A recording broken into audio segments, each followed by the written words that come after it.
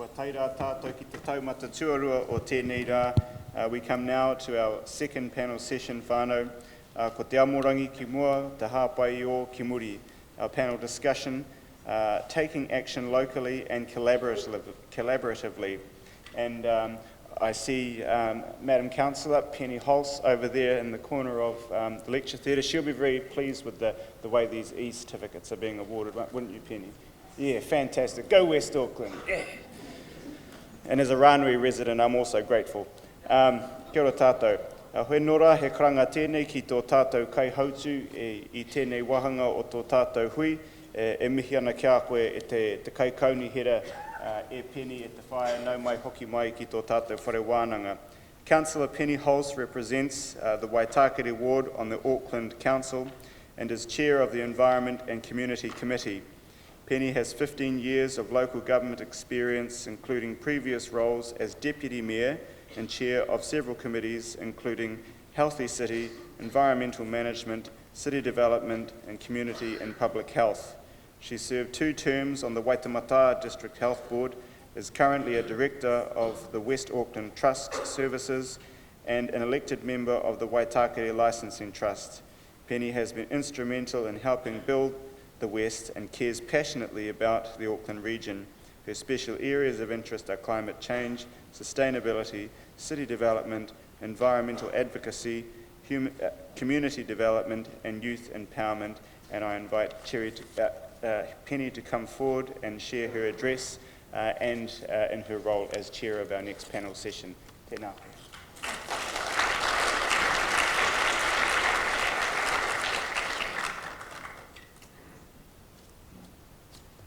Tēnā koe, kia ora koutou katoa, and thank you. After that extraordinarily long introduction, I don't feel the need to add anything, and it always makes me a bit shy when people Google and come up with that.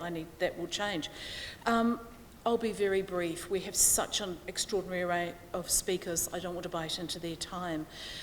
Our focus for this segment is taking action locally and collaboratively, and I think that without that we can't move this whole kaupapa forward. I think it becomes it's impossible without collaboration. The previous speaker, one of the whakatauki given at the end was an African whakatauki, and for me it's the driver for everything I do. It's the concept of Ubuntu, I am because we are. And humanity and collective humanity is the only thing that will change us together.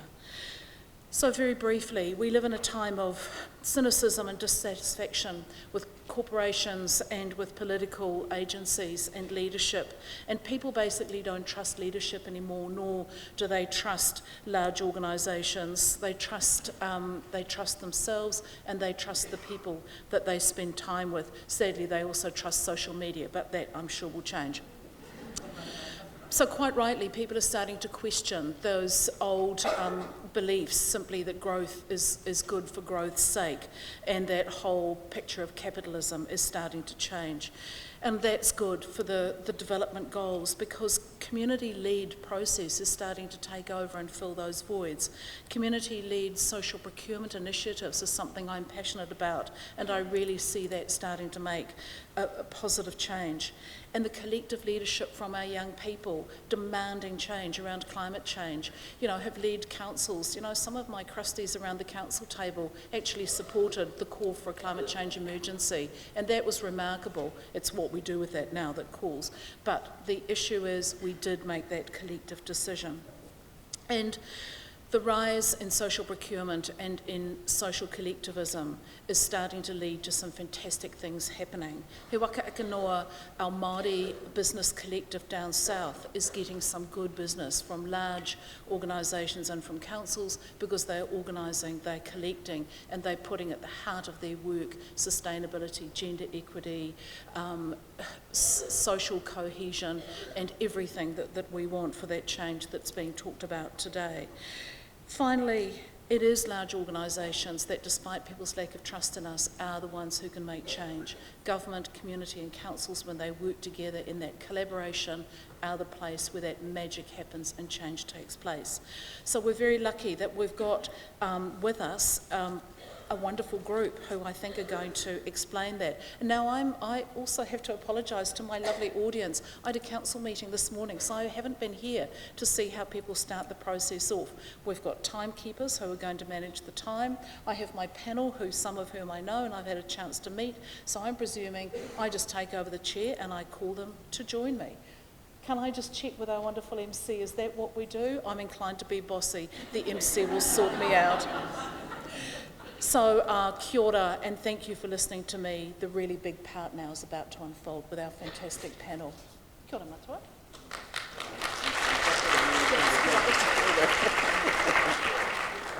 Kia ora, Madam Councillor and Madam Chair. Tēnā koe.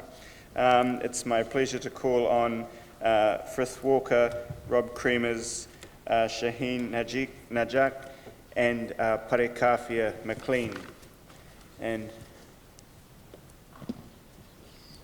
on our illustrious panel this morning, ladies and gentlemen, we have Frith Walker, who is a manager of place-making at Panuku Development, Auckland.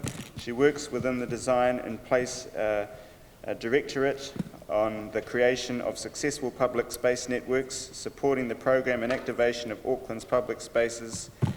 Frith champions the difference a healthy public realm can make in terms of creating livable cities.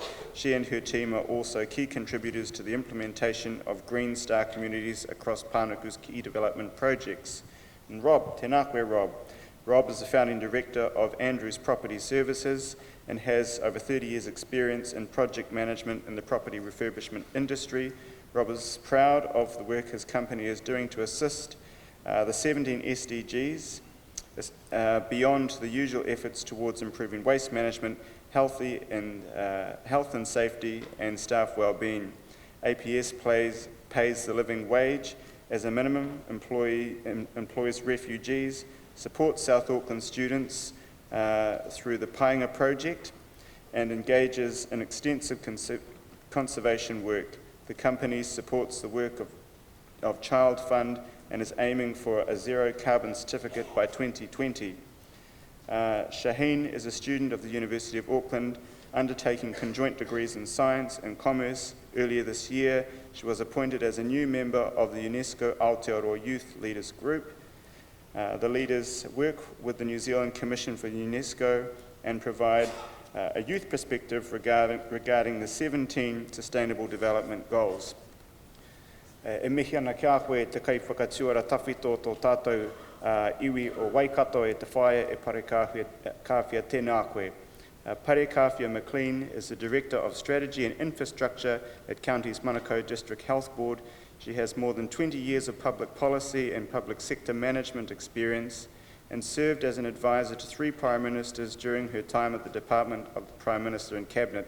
Parekawhia has held leading roles in the New Zealand Transport Agency and Waikato Tainui, and founded her own company dedicated to advancing the creative potential of Māori knowledge, people and resources. Tēnā rā koutou, ho mai te pakipaki e te iwi.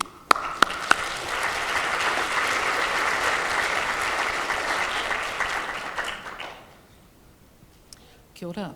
What a remarkable panel, and it's my huge pleasure to call on Frith to start off. Frith, over to you.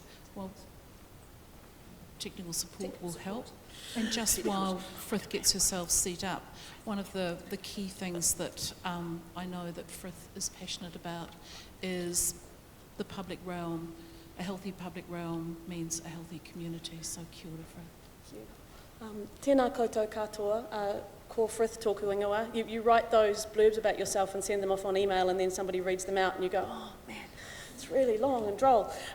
It's a really great privilege to speak here today. Thank you, mana whenua, Ngāti Whātua, for your welcome and your guardianship of this place. I'd also like to acknowledge Ngāti Paua. My tupuna landed here several years ago after clearances in the Highlands and were given a safe home. So kia ora, thank you. Our strapline at Panuku Development Auckland is shaping spaces for Aucklanders to love, and it's been pointed out to us that we're the only development agency that a particular urban leader has found in the world that has that L word at the end of their strapline. And for my department, this is the bit we really care about, trying to make places for this city that we actually genuinely feel that word for. So we have a range of places that we're working for in Auckland. The big red dots mean transform, which is a 20 to 25-year journey over a long period of time, big change for the area. The little green dots might mean one site, and the blue dots are somewhere in between, unlocked locations. We're not deployed to do placemaking for all of these places. We go where we think we can bring good change and work with people on really meaningful, lovable change for that area, which isn't always possible. But this placemaking word has been with Panuku, well actually with the waterfront since 2011. And I was ripped out of a theatre career into working for what became a very big live stage down on that waterfront. So this is the waterfront in around about 2007 or 8, really well planned for the dominant species on Earth, the private car, and really, really important economic driver for the city. But the awareness that the council held a huge amount of land ownership in the area meant that we were able to deliver something a bit different. And this opened in 2011, my first kind of big outdoor event ever that I'd staged in my life. And a place that was built around the public space first. That was a strategic decision. Put the public space in, make it something that people care for, and the private development will follow. Put food in first. That's the thing that brings all of us human beings together. And placemaking's not a phrase that is easily defined, and I think that should last for a very long time. It's a very widespread thing that deals with a huge range of human behaviour. But this, for Panuku, isn't a bad definition for it. But the key point is that we work together for the good of place. And it starts with a man called William White in about the 1950s, making a film called The Social Life of Small Urban Spaces, where he observed things like this. You kind of think to yourself, how come we need phrases like this? Just pop out to Fanshawe Street and you will know what I mean when I say a place not designed for people. And then Jane Jacobs, who I want to be when I grow up, writing The Death and Life of Great American Cities and observing that what keeps neighbourhoods together, she referred to the ballet of the street. So she famously saved the Lower East Side of Manhattan from getting a motorway shoved through it by a man called Robert Moses. Sorry, it wasn't Robert Moses by himself. But this idea that what keeps our societies together are the little intricate minglings of human beings, you're awesome, is what keeps us together as a society, which has been said so well today by all the speakers before me. So by way of example, out in the west, thank you Penny, we had the opportunity to put in a temporary greenway. So we worked with Kakano, who's an amazing local collective that proves that the word arts and career can actually belong together in a sentence and gets young people doing creative stuff in their public spaces. Over in Northcote and indeed the Puhinui in Monaco, we're running a process called regenerative practice, which is quite an important part of this puzzle, working in 2 greenways in the area to restore streams. Restore streams not only so that they don't flood and that they're healthy, but also so that the local people know that that's taonga that they should care for. So as you've all said this morning, starting with the young people and acknowledging not just their enthusiasm, but their knowledge, because they come with this for free. Not last, not least, but Monaco, we have an award-winning civic square which pretty much had nobody in it about 3 years ago. That's a bit of a gross overstatement. But this is a project designed by a group called Manutahi, which is about 50 local organisations who are working to program that space for us as part of that Transform Manukau project. This particular piece is Kopuanga as part of Matariki, where local students, this person is 15 I think, half-caste, last laugh cry, dark night, white night, lullaby, woven flax, brown skies, wrote haiku for Matariki which were projected onto the civic building. So to take it back to my theatre career, if we aren't building these things with people in mind, who are we building them for, or what are we building them for? And I wrote down a final quote so I'd sound smart. To quote actually a man from the biodiversity team in council, we don't need to think outside the box, we need to throw the box away. Ka mua, ka muri. As we step further into this uncertain future, we need each other. We need new systems built on healthy, reciprocal relationships. As we all sang this morning, we need love, compassion, and peace. Tātou, tātou e. Kia ora.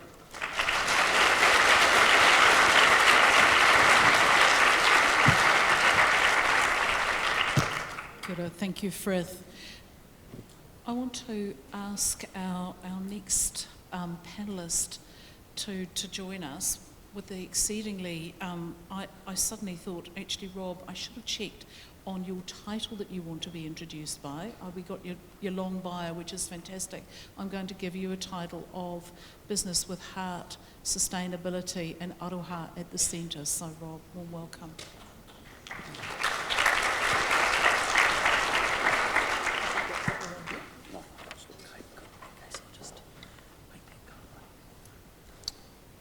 Hi, I'm Robert Kramers, Director and owner of APS, a multi-trade property services company founded in 1991. From an initial staff number of 2, we have grown to a medium-sized company now employing over 200 people. Helen Clark said earlier, don't bring a speech, bring a plan. I've brought both. So what can we do as contractors to address social inequality and climate change? At APS, we believe we have a social responsibility to support the 3 communities we operate within. Firstly, our own APS community. We look after the health and well-being of our employees by providing pathways for career progression in all of our 6 trades, along with rigorous in-house training for health and safety, regular health screening, and random drug testing due to the high-risk industry that we work in. Mental health is supported through the Employee Assistance Program, and we've had immediate take-up, proof of a definite need. Health insurance is provided for employees and their families, and the living wage is paid as a minimum to entry-level labourers, with all other employees paid in excess of that rate. We actively promote and encourage gender equality and ethnic diversity, with 4 of our last 6 senior appointments promotions being female, and there are 23 nationalities represented at APS. Tertiary scholarships and sporting team sponsorships are offered to employee children, and we also offer 3 outward bound courses a year. Secondly, our local community. Tertiary scholarships are provided for up to 9 students per year from 3 low decile Auckland high schools with the offer of summer holiday work. Every 6 months, a cadetship is offered to a South Auckland high school student with a pathway to an apprenticeship in one of our 6 trades.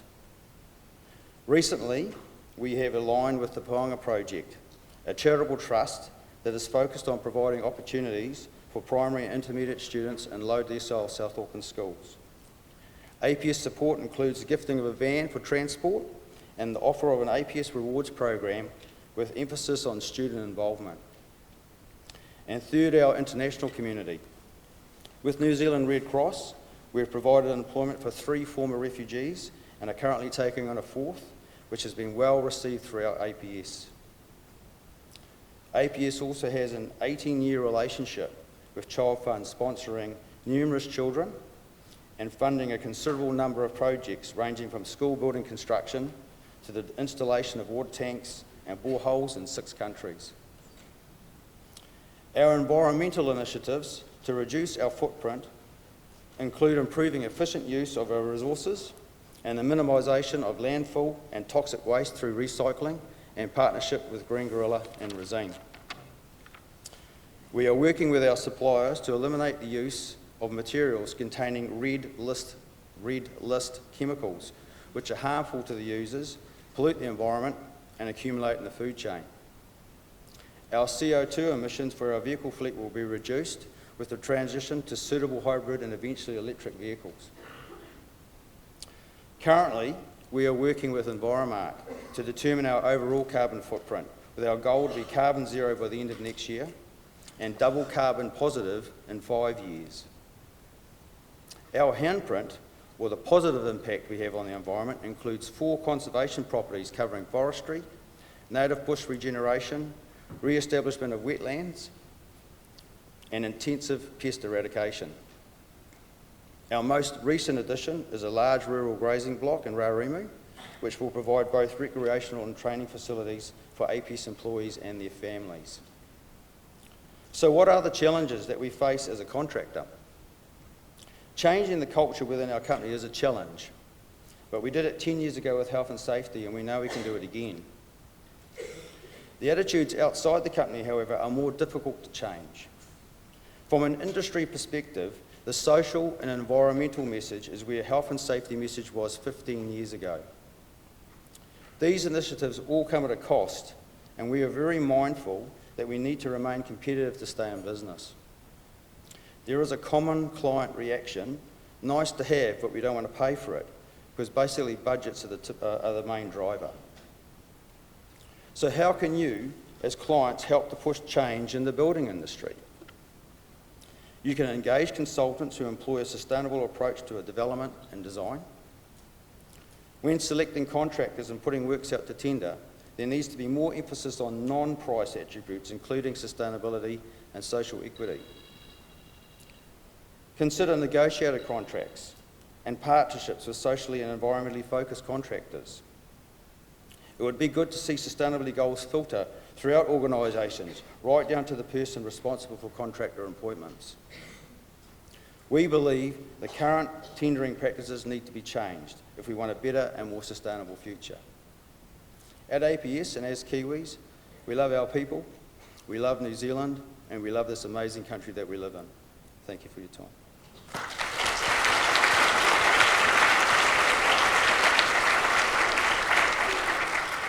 Thank you, Rob. And just to remind people that it's disruptors like APS who've been doing this for a long time, who've paved the way now for Downers, Fulton Hogan, some of our huge companies to tender differently, and for big organisations like Council with a $5 billion annual spend to actually contract those companies. Thank you. Kia ora, Rob. I'd like to welcome Shahin, warm welcome as our Aotearoa youth representative, and finding time to be an advocate as you complete your co-joint degree, I think is just an unbelievable set of skills that some of us could hardly muster. So, warm welcome.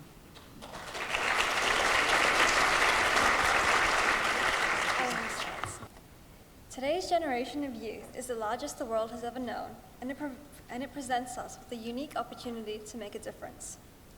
Community engagement is predominantly being driven by youth in many areas, such as poverty alleviation and the climate crisis, as they have the greatest exposure to these areas. Just looking at Auckland City Mission, the Christmas lunch had 550 volunteers that created 2,200 hours of service, most of whom were given by youth.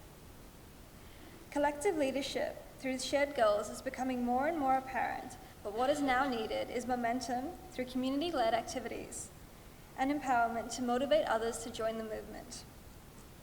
In order to do this, we need to make the SDGs more accessible through a New Zealand implemented system that motivates cross-community collaboration.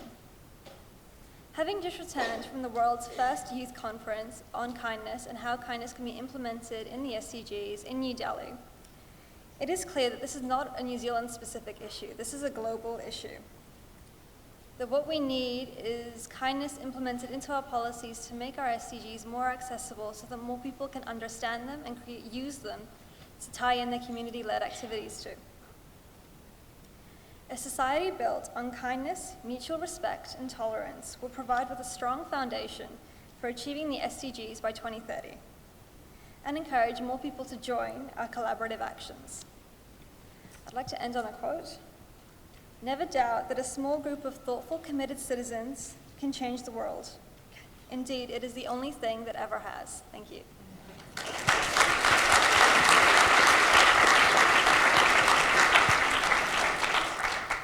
It's one of the best quotes for anyone who's running out of energy and thinking, why am I bothering? That's absolutely something to hold in our hearts. I think that's such a good message that the development goals need to be made more accessible, because so many companies, organisations and individuals are helping make those goals happen. We just need to name them and tell those stories, so thank you.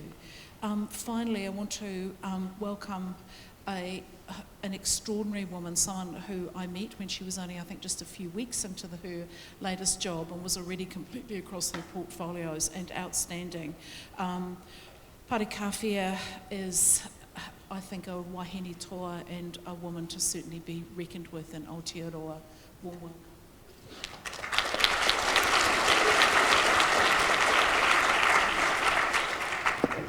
Tēnā tātou katoa e rau rangatira mā huri no te whare nei.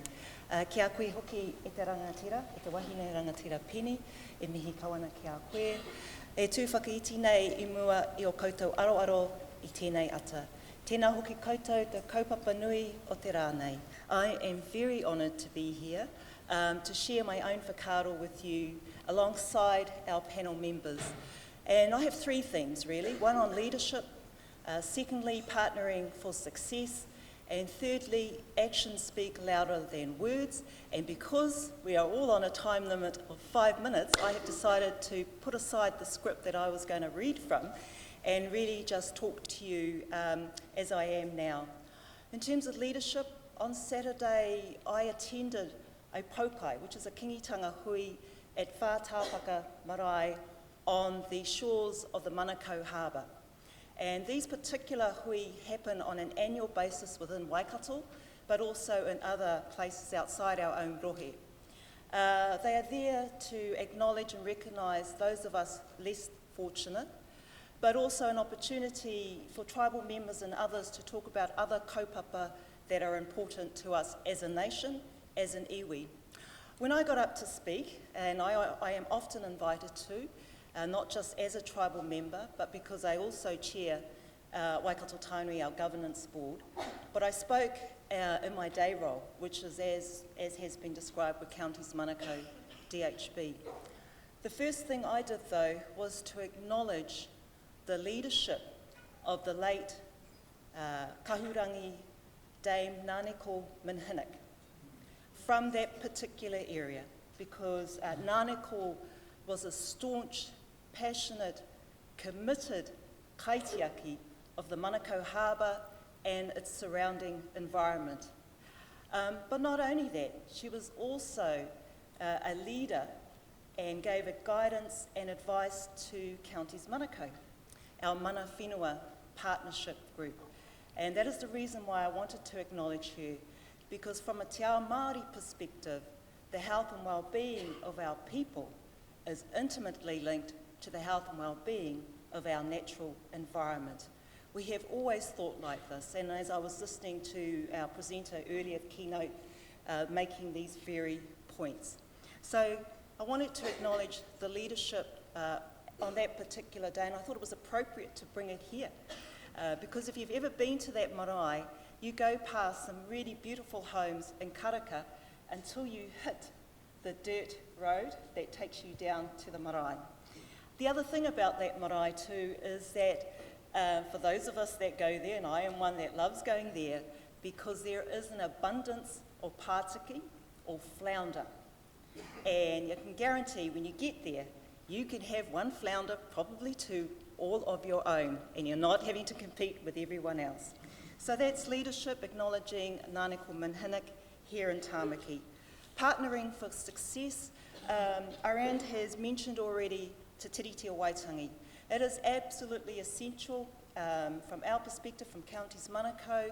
It is integral, it's essential and critical in terms of addressing the health inequity of our Māori population. The second highest Māori population of any DHB across this country. Waikato is the first.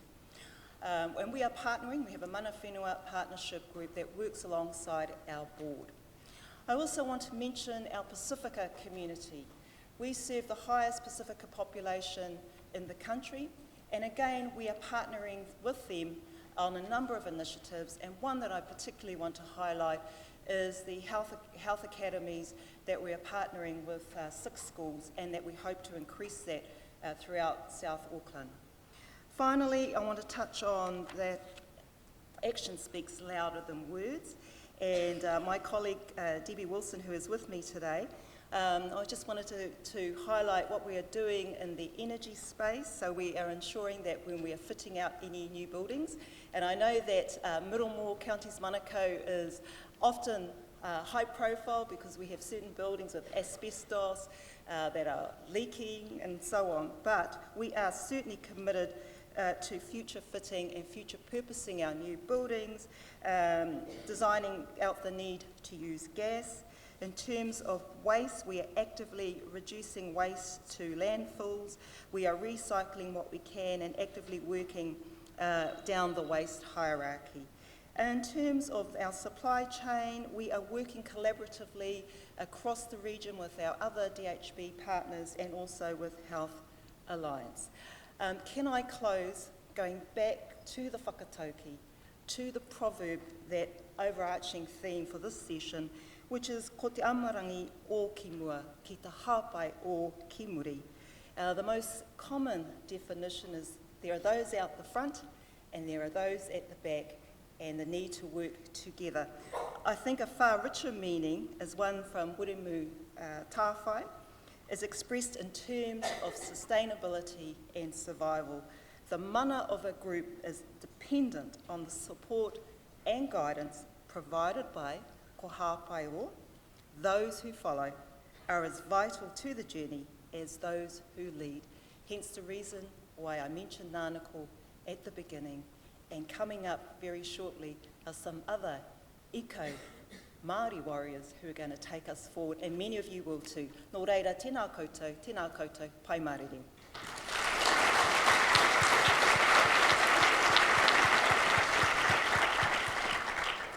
I just want to acknowledge the mention of Dame Nānako Parekawhia. She would be so proud to know that some of her advocacy is now coming home to roost. The council has a very large sum of money, ratepayers. I'm sure you'll all agree that this is a good thing, of several tens of millions over the next 10 years to bring marae up to scratch, to help them be more sustainable and support their role as the absolute fundamental centres of so many communities. And I think that's thanks to her advocacy for the marae that you're speaking of. So, I'll hand back to our MC. Kia ora. Right, tēnā koutou. And just like the pokai, the meeting that Parekawhia described, we have those sitting on the taumata and those who get to send fear and trembling into them by asking them some curly questions. And so one of the first questions that pop up here are pertain to your wonderful enterprise, Rob, and thank you for being here today with us. What triggered or inspired you personally to invest in SDG goals in your company when, as a contractor, these may have reduced profits? When I was a boy growing up in West Auckland in the 70s, I lived in a family that was a working class family. Both parents were working. My father even had sometimes 3 jobs to get food on the table. But we were always loved, we were always warm. And I also went to a school and I had advice from my parents that we can do anything in this country. They came from a war-ravaged country. They were immigrants. Today, we've got kids that don't even go out of their suburb. They don't even swim. They haven't been to a beach. They haven't even seen a cow or a sheep. These things should be a birthright for a Kiwi. And this is our small way of trying to correct that.